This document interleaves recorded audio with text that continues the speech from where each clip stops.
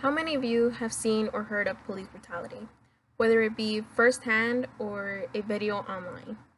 When I was younger, I would always see a cop car around my neighborhood, and not only because they would protect and serve, but in fact, they would discriminate and attack those who seemed suspicious. Their main target in my neighborhood was my stepdad. He was covered in tattoos and always wore baggy clothes. He would get stopped and be pushed around until he bled, and they would even arrest him. As many of you might be agreeing with me, you know how scary it might be to be attacked with no motive and not being able to defend yourself without getting into more trouble.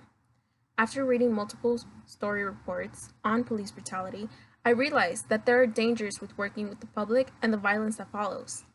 These dangers can drive a police officer to abuse their power and participate in police brutality. In this speech, I hope to inform students on the full reality of their community and hopefully their nation. So how can you be more informed and reduce police brutality, you ask? First thing to do is to look at all the possibilities you can do to reduce police brutality. The main objective is to bring awareness on the actions of police brutality. In multiple cases, there is always evidence on police brutality. For instance, the case of Sandra Bland. A dashboard camera video showed that the police officer abused his authority to force Ms. Bland out of her vehicle, just for not signaling when switching lanes.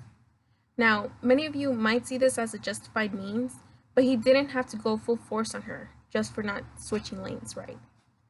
But the camera video was one of the ways to bring awareness to the other people around the world, and it provided more of an insight to help prevent it from happening again.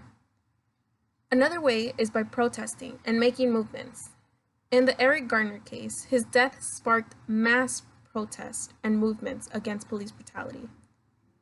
Secondly, to further inform others on police brutality, students should get cultured by news outlets that show such content.